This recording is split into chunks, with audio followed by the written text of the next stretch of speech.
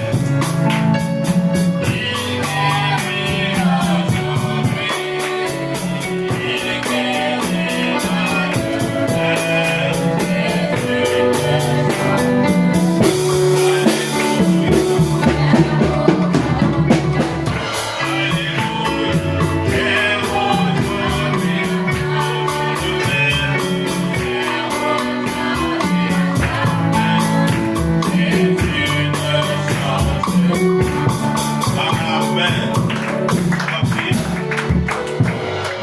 Que chacun adresse une prière à son Dieu. Demandez à Dieu. Pourquoi demander à Dieu, c'est parce qu'on veut avoir une réunion bénie. Seigneur, bénis-nous pendant cette réunion. Bénis-nous pendant les cours du dimanche, Seigneur. Et apporte encore les bénédictions lors de la prédication. Seigneur, bénis-nous, Seigneur. Nous ne sommes pas venus voir un homme. Nous ne sommes pas venus voir Papa Aimé. Nous ne sommes pas venus voir le pasteur Brice.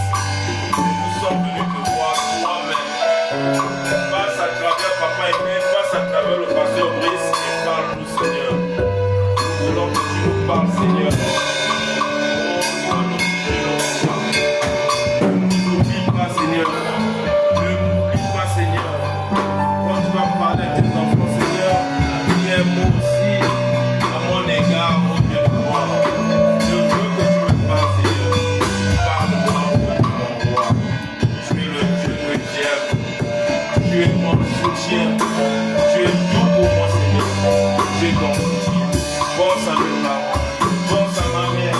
Pense à mon père. Pense à mon grand-père. Pense à mes hommes, Seigneur. Tu es ton soutien, Seigneur. Prends le contrôle de tout. Seigneur Dieu Tout-Puissant, nous voici encore une fois de plus, Seigneur, dans ta maison avec tes enfants, mon Père. Je peux dire certaines choses, Seigneur, et je te prie au nom de toi, que toi-même tu puisses parler à tes enfants, Seigneur.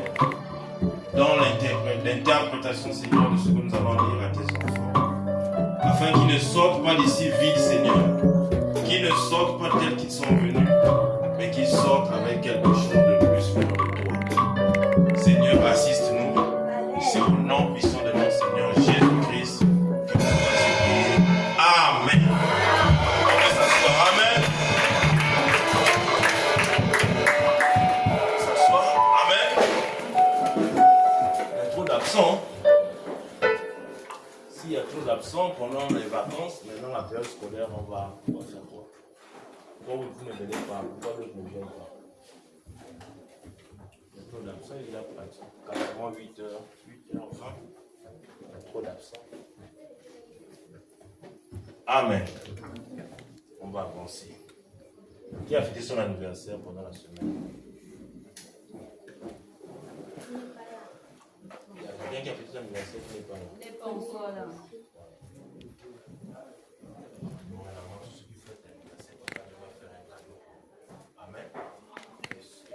Ceux qui viennent à l'école de comme il est seul, c'est le seul. Tu as fêté quand? Quand? Jeudi passé. Jour de la semaine. Ça fait 2 semaines. On va se rattraper dimanche prochain. Dimanche prochain, on va vous apporter des présents pour vos anniversaires. Amen. Avant de commencer. On dit souvent, l'homme ne vit pas de quoi? L'homme ne vit pas seulement de, mais les paroles qui sortent de la bouche de Dieu, n'est-ce pas? C'est dans quel verset de la Bible? C'est qu'il trouvera aussi son cadeau dimanche prochain. C'est dans quel verset de la Bible? Hébreux 13. Hébreux 13, verset 12. Qui dira mieux? Dans quel livre? Non, ce n'est pas Jésus-Christ, c'est le même hier, aujourd'hui, éternellement. Ne confondez pas. Je ne parle pas de Jésus-Christ, est le même hier, aujourd'hui, éternellement. C'est dans Hébreux 13. Amen. Moi, je parle, l'homme ne vivra pas de pain seulement, mais de toute parole qui sort de la bouche de Dieu. C'est pas ça. C'est ce qu'on nous dit tous les jours, n'est-ce pas? C'est dans quel livre? Si le païen te pose la question quartier, tu me dis Dieu a dit dans la parole. D'abord, qui a dit ça? Qui a dit c'est qui est le prophète? Qui a parlé de ça? Le prophète Isaïe. Qui va dire autre chose? Ça vient de qui? Qui a parlé de cette parole? Ça vient de qui? Monsieur Josué. L'homme ne vivra pas de pain seulement, mais de toute parole qui sort de la bouche de Dieu. Ça vient de Jésus. Donc, quel livre de la Bible? quel livre? Pas de cadeau alors. Parce qu'il y aura un cadeau pour celle ou celui qui devrait trouver la réponse. Pas de réponse. Pas de cadeau pour dimanche prochain. Il y a un beau cadeau, hein, vous avez raté. Bon, je garde mon cadeau pour dimanche prochain. On se met debout. Matthieu 4, 4. Matthieu 4, 4. On se met debout. Mettez Matthieu 4, 4. Mettez-nous Matthieu 4, 4. On lit la parole. Jésus répondit. Il est écrit, l'homme ne vivra pas de pain seulement, mais de toute parole qui sort de la bouche de Amen.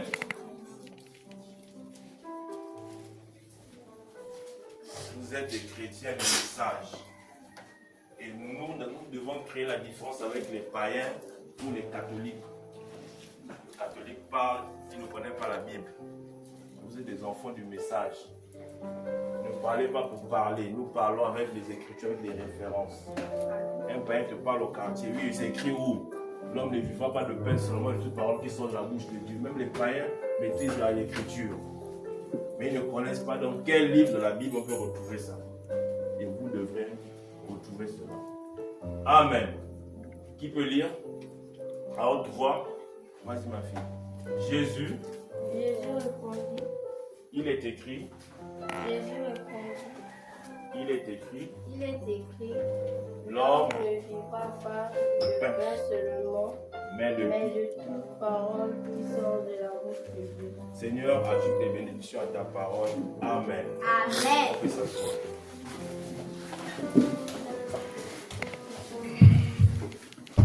Amen. Amen.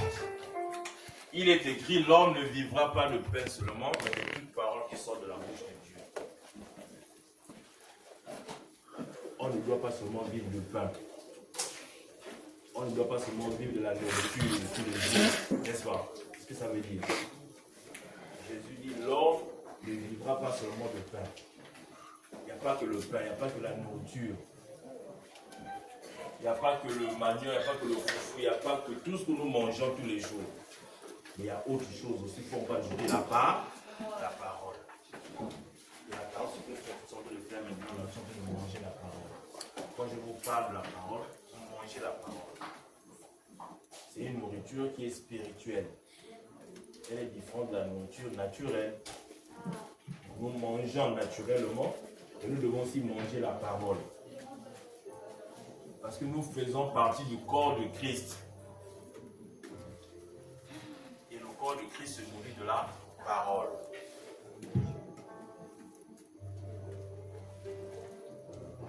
Amen. Amen. L'homme ne vivra pas de pain seulement, mais de toute parole qui sort de la bouche de Dieu. Cette parole doit sortir de la bouche de Dieu. Ça veut dire lorsque nous venons à l'église, lorsque le pasteur parle, c'est la parole de Dieu, mais ça doit sortir de la bouche de Dieu. Est-ce que lorsque nous venons ici, lorsque le pasteur parle, est-ce que c'est Dieu qui nous parle directement? Est-ce que nous entendons la voix de Dieu? Et la Bible nous dit, laissez-nous l'écriture s'il vous plaît. La Bible nous dit, mais de toute parole qui sort de la bouche de Dieu. Cette parole doit sortir de la bouche de Dieu. On se nourrit de la parole. Il est écrit, l'homme ne vivra pas seulement de pain. L'homme ne vivra pas seulement de pain. Donc l'homme ne vivra pas de pain seulement, mais de toute parole qui sort de la bouche de Dieu. Donc on a deux parties. Première partie, l'homme ne vivra pas de pain seulement. C'est-à-dire pas seulement le pain, pas seulement la nourriture, parce que le pain c'est la nourriture, le pain c'est tout ce que nous mangeons. Il n'y a pas que le pain qu'on mange, le pain non. Toute nourriture naturelle, l'homme ne doit pas seulement vivre de ça, mais aussi d'autres choses. Et aussi d'autres choses, ou encore aussi d'une autre chose qui est la parole. Amen. Et la parole, c'est la Bible. La parole, c'est le message expliqué. Le message, on a la Bible, on a le message. Ce n'est pas deux choses différentes. nous avons la Bible, nous avons le message de notre prophète William Branham. Notre frère Branham va nous expliquer la Bible, sinon ça sort sous forme de brochure, de message. Le message n'est pas autre chose que la parole de Dieu expliquée. Amen. Parce que nous, on était toujours les catholiques, on ne comprenait pas certaines choses. Comme on disait, on acceptait tout. Il a fallu qu'on ait un prophète qui vienne nous expliquer les choses claires, les choses qui sont dans la Bible. Et là, nous avons le message. Donc, ne cherchez pas à expliquer aux païens que notre message n'est pas autre chose que la Bible est expliquée. Amen. Donc, ne soyez pas complexés pour ça. Mais vous avez le message, vous avez des brochures, vos brochures, c'est quoi? C'est pas la Bible. Non. Mon frère, notre message, nos brochures, c'est la Bible expliquée. On n'a rien ajouté, on n'a rien retranché, on a seulement expliqué la Bible. Et d'une manière claire.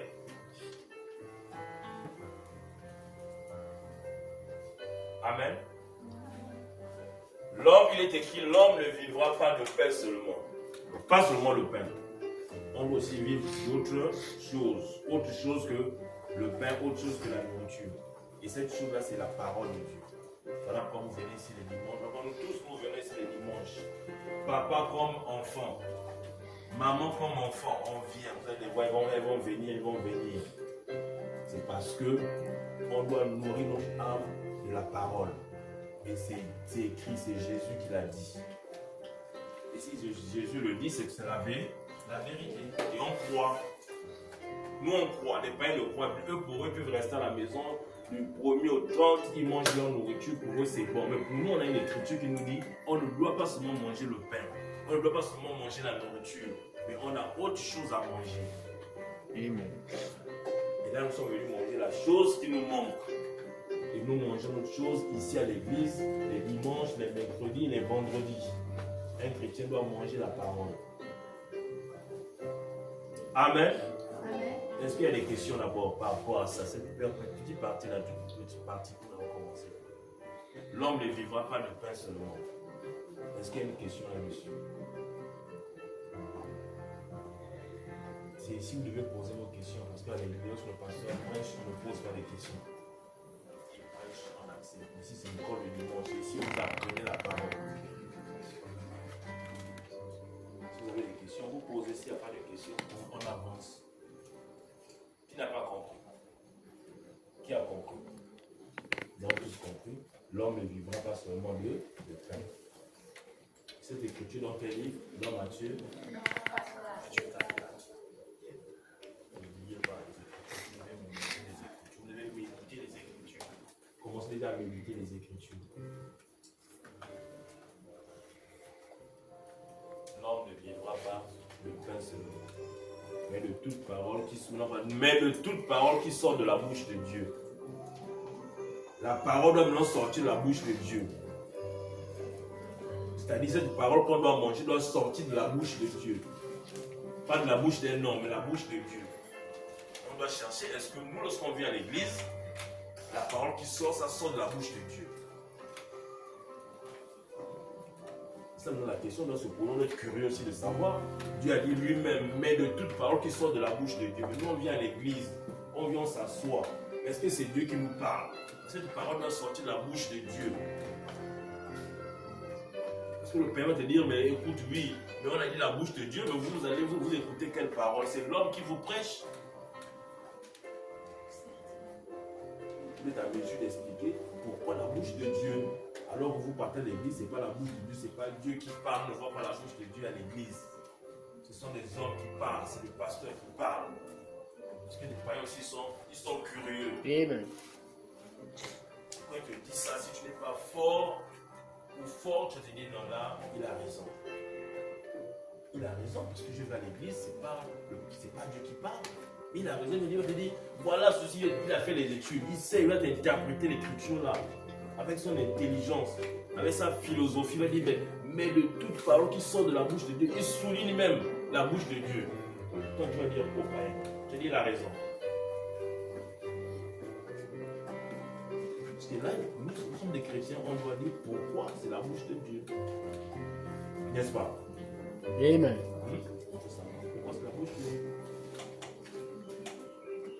Amen. Amen.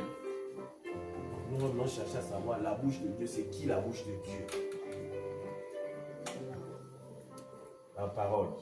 Ok, la bouche de Dieu, c'est la parole. On va dire que ça doit sortir de la bouche de Dieu. Il faut que c'est Dieu qui doit parler. Amen. Jésus lui-même déjà.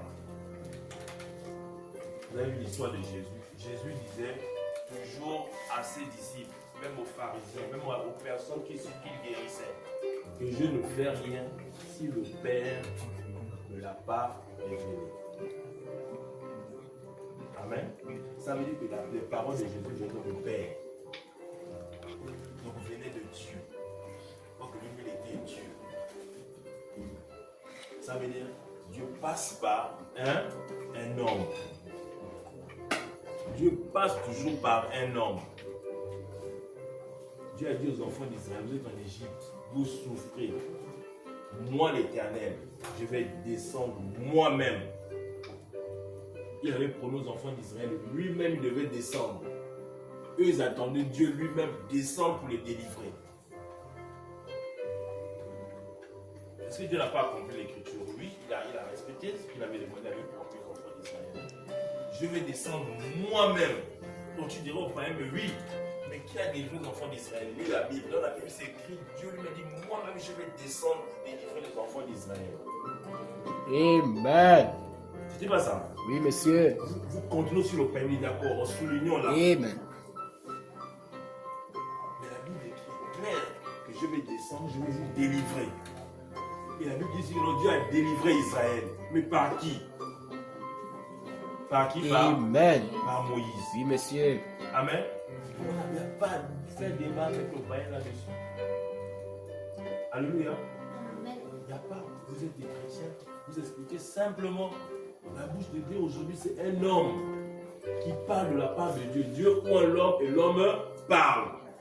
Voilà pourquoi les vases qui parlent de la part de Dieu, les hommes qui parlent de la part de Dieu doivent être des personnes propres de vie.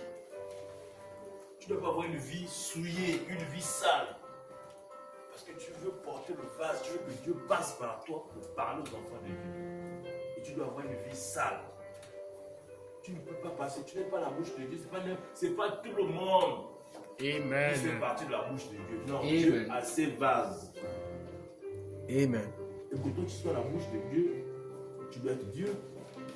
Imagine que tu es la bouche de Dieu, mais tu insultes, tu es la bouche de Dieu, tu promets des choses pas possibles. Amen. Et tu te dis la bouche de Dieu. Tu n'es pas la bouche de Dieu. Donc nous tous autant que nous sommes la bouche de Dieu. Parce que nous faisons partie du corps du Christ. Parce que l'église c'est son corps. Et si nous sommes le corps de Christ, donc nous sommes une partie de Christ. Et lorsque nous parlons de la part de Dieu. Donc ça peut te rassurer. Est-ce que réellement je parle de la part de Dieu? Est-ce que mes propos là, est-ce que moi, ma manière de me comporter, mon comportement moi, prouve réellement que je suis une fille de Dieu? Si je parle de la part de Dieu,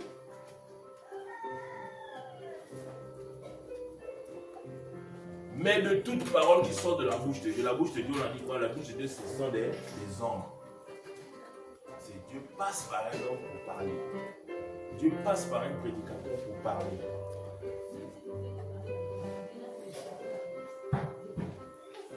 Amen. Dieu passe par un homme pour parler.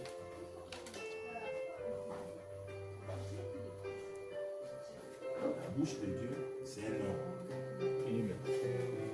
Aussi longtemps que tu es un pasteur, aussi longtemps que tu sers Dieu, tu sais que tu es la bouche de Dieu, Allah, ça te doit de te comporter.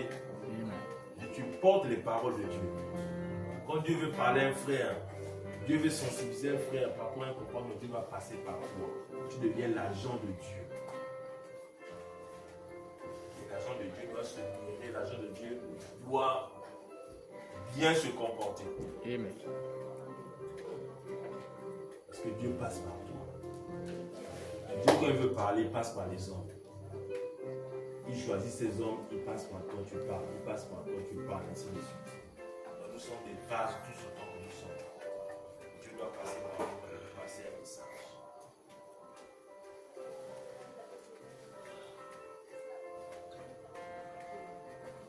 Amen. Des questions? Nous sommes à l'école, hein? On pose des questions. Je n'ai pas compris si est-ce qu'on peut revenir, on revient. Une étude avancée, vite, vite. Nous sommes à l'école le dimanche, c'est ici on apprend. Il n'y a pas de stress, on est entre nous, entre fils et filles de Dieu. Et nous parlons des choses de notre Père. On parle des choses que les païens ne peuvent pas parler. C'est pas ça.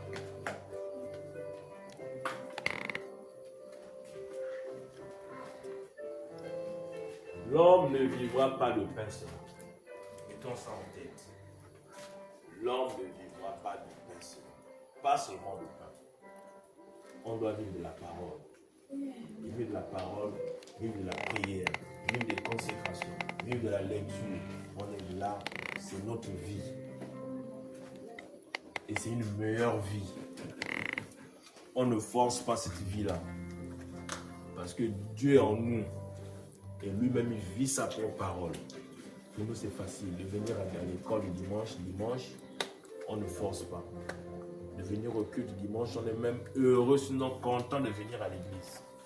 Parce que c'est notre nature. Le païen n'a pas cette nature-là. Mais ne vous moquez pas du païen parce qu'il n'a pas cette nature. C'est vous qui devez, c'est nous qui devons impacter le païen. Amen. Ne dis jamais au païen, mais non, tu ne viens pas à l'église. Toi, tu es un païen. Toi, tu fais ceci. Non. C'est que le païen, le frère, le cousin qui est à la maison, qui ne vient pas à l'église. C'est ta vie. Montre-lui la bonne vie. Pour lui, il est content d'aller dans les bars, de boire son vin. Il trouve son plaisir là-dedans. Frère Branham m'a dit, il trouve son plaisir. Mais toi, tu dois montrer le contraire. Tu dois prouver au païen le contraire de la vie que lui trouve meilleure. Et le contraire, c'est ta vie. Le païen verra ta vie. Il voit ta manière de vivre, ta manière de te comporter. Là, c'est pour dire que ça tient. Il y a une vie contraire de celle que moi je mène. Parce que ici, je vois un monsieur, je vois une jeune fille qui se comporte bien. Pourquoi pas sur cette fille-là, la manière dont elle se comporte? Elle va à l'église. Pourquoi moi, si je ne peux pas aller à l'église? On n'a pas besoin de commander. On n'a pas besoin de dire au païen, non, tu sais ceci, tu sais là, non. On a besoin de prouver notre propre vie au païen. Et ils vont apprécier la vie. On a eu des témoignages des gens qui sont venus ici, à l'église, parce qu'ils ont copié la vie d'un frère ou d'une soeur. Des voisins qui sont venus disent, non, moi je vois le monsieur, je vois cette soeur, son comportement est très différent des autres. Je dois aller voir là où elle prie. Je pense que là-bas, il y a la vérité. Et la personne suit quoi? Ta vie. Amen. L'homme ne vivra pas de pain seulement, mais de toute parole qui sort de la bouche de Dieu. On est d'accord? Mais de toute parole qui sort de la bouche de Dieu. Et qui est Dieu? La bouche de Dieu, on a dit c'est l'homme, mais pas n'importe quel homme. Un homme oint. Un homme préparé pour la chose. L'église que vous voyez, l'église, c'est un peu autour d'un don. Amen. L'église, c'est un peu autour d'un don. Dieu va d'abord susciter, parmi nous tous, Dieu va d'abord susciter une personne. Dieu donne le don à une personne. Il tire le pasteur Brice, il dit, bon, toi, je vais te faire un pasteur. Parce que j'ai un peuple autour de moi, j'ai mes enfants que je vais rassembler, qui vont t'écouter. Et moi, je vais passer par rapport pour parler à ce peuple. Donc, lui, quand il devient pasteur, il n'a pas de brebis. Mais c'est une commission, une pression que Dieu te donne. Dieu te donne une pression de dire, tu dois devenir pasteur. Parce que Dieu lui sait qu'il y a des enfants de Dieu qui doivent t'écouter. Et dans ce moment-là, il devient pasteur. Et là, nous tous, nous venons maintenant nous ramifier sur son ministère. On sort de partout, on vient. Dieu nous appelle. Parce que Dieu avait prédestiné que nous devons l'écouter. Mais de toute parole qui sort de la bouche de Dieu. Donc Dieu prend son oint, Dieu met sa parole dans le oint et le oint parle. Et là, on écoute la parole de Dieu venant de la bouche de Dieu. Amen. Est-ce que nous avons encore des questions? Est-ce qu'il y a des questions? Et toi aussi, avance.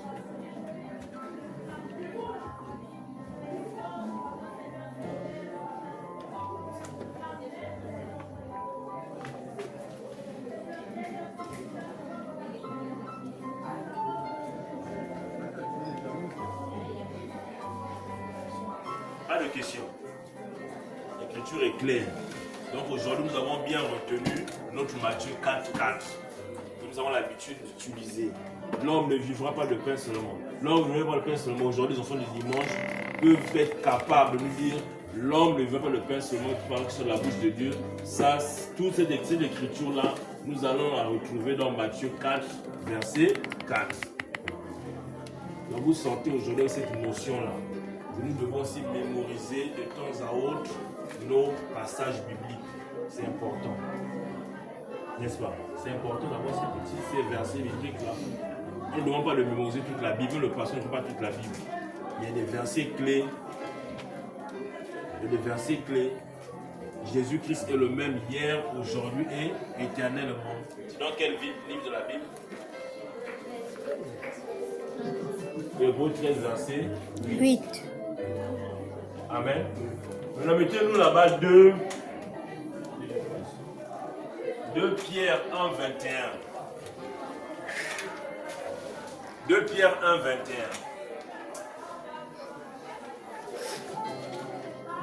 On va lire tous ensemble.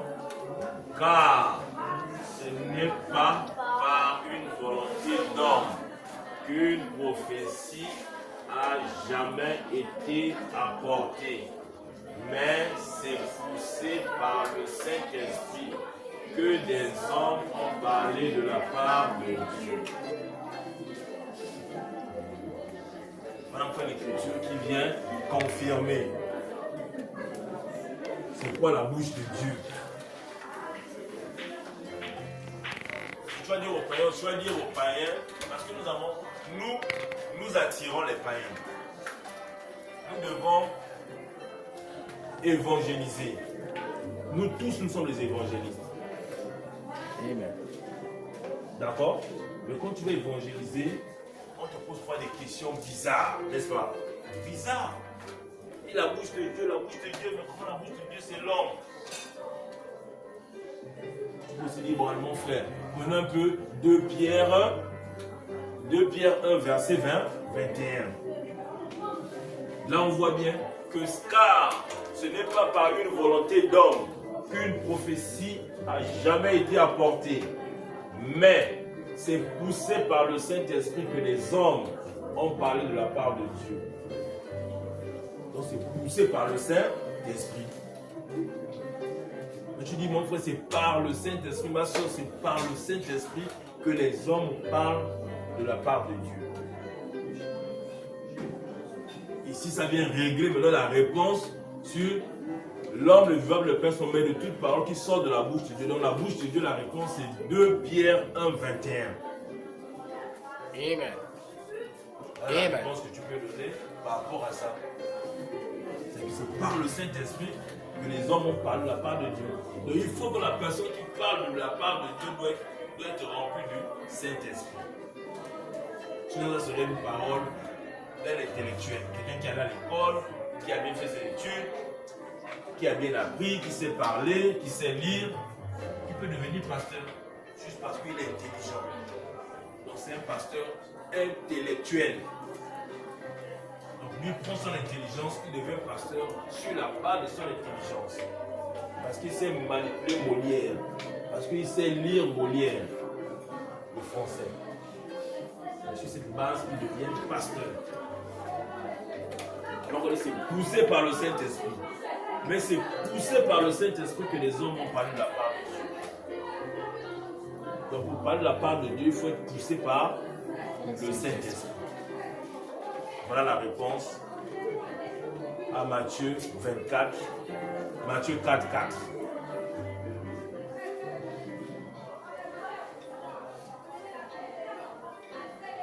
Amen.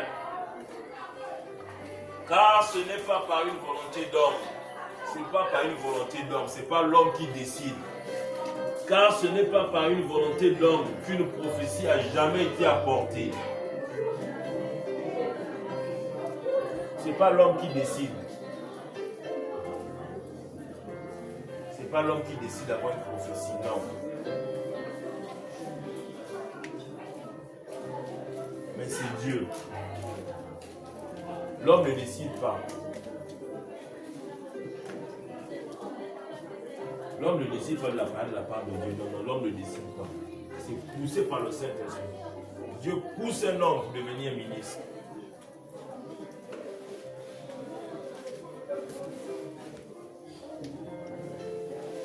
Amen.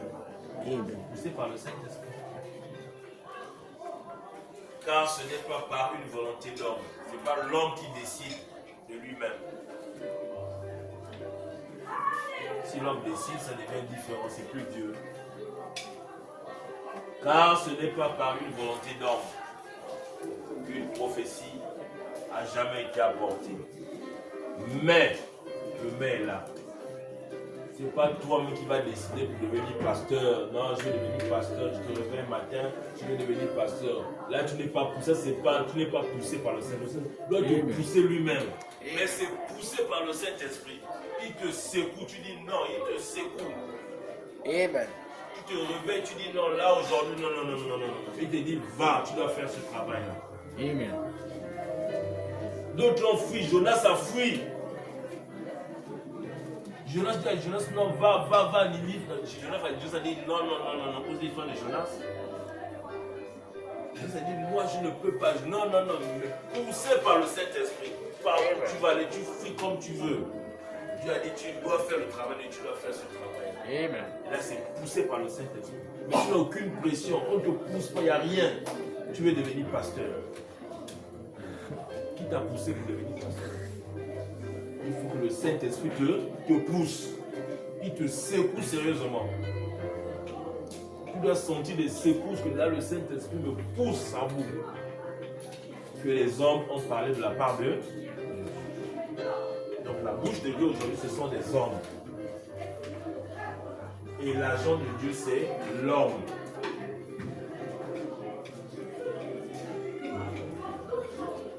Amen.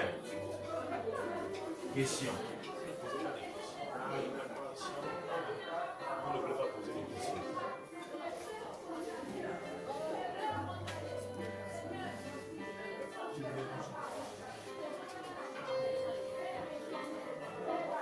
Il n'y a pas de questions. Je n'ai pas assisté. Lorsque je faisais avant pour l'école de dimanche, je n'assistais pas tout. Je ne sais pas si c'est différent. Vous avez des remarques, c'est différent. J'ai fait différemment ce que vous faisiez avant. Avant, c'est passé comment? Dites-moi, on va essayer d'adapter par rapport à ce que vous faisiez avant. C'était plus détendu, c'était quoi? C'était beaucoup de rire, c'était quoi? Dites-moi.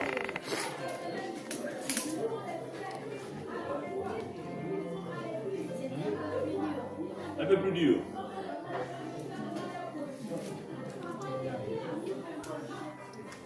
C'était plus dur.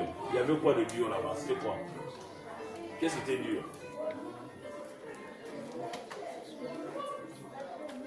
Donc je vais demander à Frère Marcel de revenir à vous.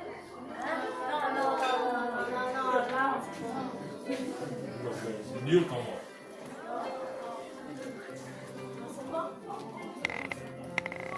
Parce que j'ai l'impression que vous n'êtes pas intéressé. Moi, je n'ai jamais enseigné l'école du dimanche. Dans ma vie, je n'ai jamais enseigné les enfants l'école du dimanche. Mais c'est poussé par le Saint-Esprit que le pasteur a poussé, il vient me pousser, me dit papa, mais tu dois enseigner les enfants que vous me voyez ici. Sinon, c'est pas papa mais qui a décidé que moi je vais venir enseigner les enfants, non? Je n'ai jamais enseigné l'école du dimanche. Donc dites-moi papa, mais non, ne fais pas ça, mais on dit comme ça, non, moi je vais corriger. Il ne veut plus madame.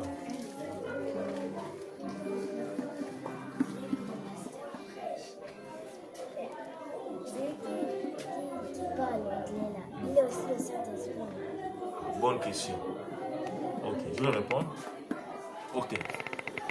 On l'appelle interprète, n'est-ce pas? Le pasteur prêche, il y a une personne qui est là, qui est le frère, votre grand frère Manassé.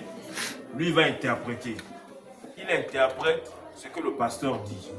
D'accord? Mais il doit avoir une vie aussi sanctifiée. Pourquoi? Parce qu'il vient à la chair. Voilà pourquoi on a beaucoup qui peuvent le faire peut-être. Mais on ne prend pas n'importe qui. On doit aussi voir ta vie. Tu as une vie souillée. Tu vas venir à la chair. Le pasteur parle de la part de Dieu. Toi, tu veux interpréter. C'est-à-dire, d'autres personnes vont aussi écouter en anglais. Parce qu'il y a des anglophones qui ne comprennent pas le français. Quand ils sont connectés, ils écoutent l'anglais. Il ne le fait pas parce qu'il veut le faire. Il le fait parce qu'il y a des gens qui sont connectés, qui peuvent écouter l'anglais. On peut inviter, tu peux inviter un anglophone ici. Tu parles en anglais. Chez nous, on interprète le français en anglais. Tu peux venir t'asseoir, tu vas écouter la même prédication. Mais il doit être saisi de la même onction. L'onction se partage. Si l'interprète n'a pas l'onction, ça va se ressentir. Même le pasteur se rend compte qu'il ne suit pas, il n'est pas connecté. Il doit suivre. Alors, pour vous le voir, il se consacre beaucoup. Amen. Il doit beaucoup prier. Parce que l'onction, quand l'onction descend, la personne qui interprète est sale, il y a un problème. Ça peut faire fuir le Saint-Esprit. Le Saint-Esprit est très timide. Il descend, il veut descendre sur son oin, il voit à côté c'est l'interprète sale. Il part. Donc voilà pourquoi on doit aussi sélectionner nos interprètes. Pénuel, c'est ça la réponse. Oui, lui aussi il est oin du Saint-Esprit. Il doit avoir le Saint-Esprit. Sinon ça va tout fausser. Amen. Mais si le pasteur trouve que l'interprète n'est pas oin, il laisse l'interprète, il prêche la parole de Dieu sans interprète. Il interprète lui-même de lui-même quand il sait qu'il n'est pas prêt, il n'est pas consacré, il n'est pas vraiment prêt d'interpréter la parole de Dieu. Il dit non, il faut faire m'asseoir. Ce n'est pas une obligation qu'on doit avoir forcément un interprète. Non, on le fait pour aider nos frères anglophones qui sont parfois ici au Gabon ou qui sont hors du Gabon qui nous suivent. D'autres questions? Oui, monsieur. On va chanter notre chanson. Quand les interprètes là, quand ils interprètent avec le pasteur là, la question est aussi. Il repose encore la même question. Ok. Bah, c'est pas monsieur, c'est bon. Est-ce que le Saint-Esprit, ces interprètes là, ils sont nombreux dans toutes les églises, n'est-ce pas? Dans toutes les églises, là, les interprètes là, ils ont le Saint-Esprit. Il a raison. Il y a d'autres qui n'ont pas le Saint-Esprit parce qu'ils parlent seulement anglais.